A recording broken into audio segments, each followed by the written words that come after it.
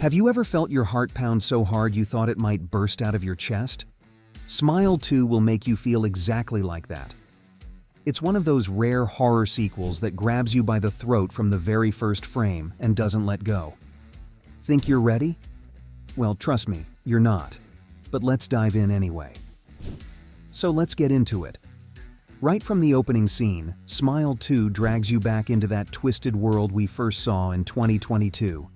And if you thought the original movie had an unsettling atmosphere, the sequel just cranks that up to 11.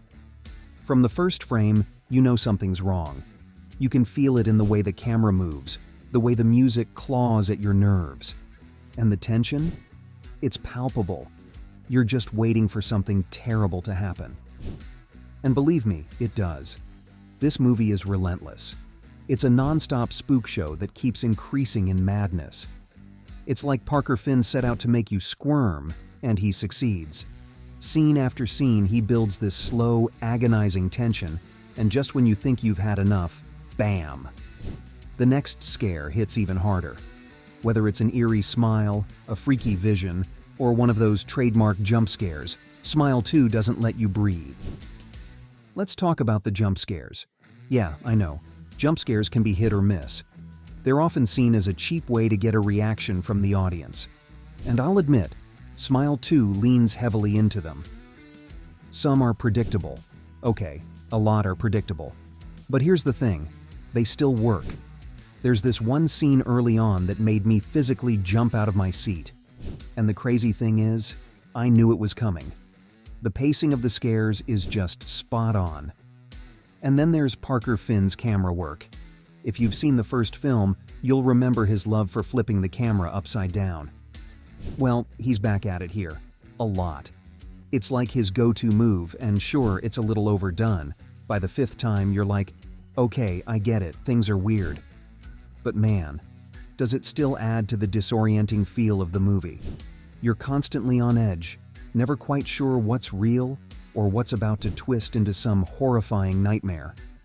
Now, one thing that stands out in Smile 2 is its lead character, Skye Riley, played by Naomi Scott, who absolutely kills it in this role, by the way. Skye is a pop star trying to make a big comeback after a traumatic year.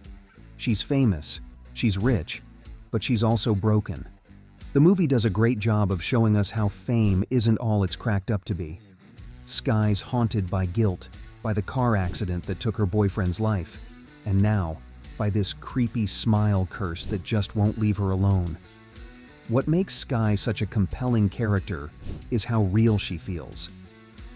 Yes, she's famous, but the film digs deep into her vulnerability, her self-loathing, and how she's still struggling to stay sober. You really feel for her as she spirals into madness. There's this powerful undercurrent of pain that runs through her character, and Naomi Scott just sells it. You see it in every scene, the way she wrestles with her inner demons and the terrifying smile curse that's closing in on her. Alright, so let's talk about the smile curse. If you remember from the first movie, it's this supernatural force that latches onto people, drives them insane, and ultimately kills them. And the only way to spread it? Someone else has to witness your horrific death. It's a nasty cycle of death, and Smile 2 leans into it even harder.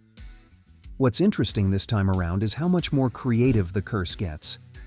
Skye starts seeing these terrifying visions, people with those unnerving, twisted grins popping up everywhere. And just when you think it couldn't get any worse, there's this gnarly scene where Skye's backup dancers all start grinning and advancing on her like some flash mob from hell. It's creepy and surreal, and it really gets under your skin. And while the curse is horrifying, the film injects just the right amount of dark humor. You'll find yourself laughing at how absurd some moments are, only for the film to hit you with a scare right after. It's like Finn knows exactly when to let you breathe before pulling the rug out from under you. And now we come to the finale. Man, this ending is everything. I'm not going to spoil it, but let me tell you, Smile 2 absolutely sticks the landing. The build-up to the final moments is pure chaos, and even though you can probably guess where it's going, it doesn't make it any less effective. The tension is so thick, and when it all comes crashing down, It's one of those moments where you just sit back and think, okay, that was worth it. It's not a groundbreaking twist, but it's delivered with so much energy and horror that it feels like a gut punch. By the time the credits roll, you'll be left staring at the screen, still processing what just happened.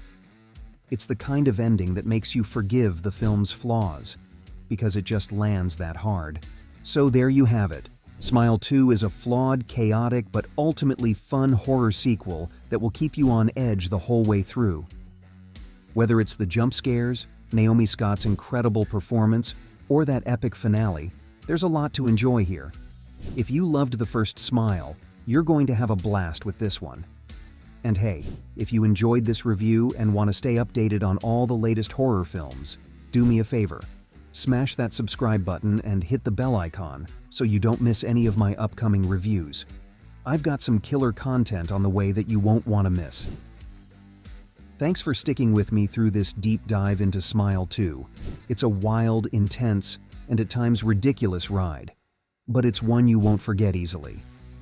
Let me know in the comments what you thought of the movie. Did you love it? Did those jump scares get you? Let's talk horror, and remember, keep smiling. Or maybe don't after watching this movie.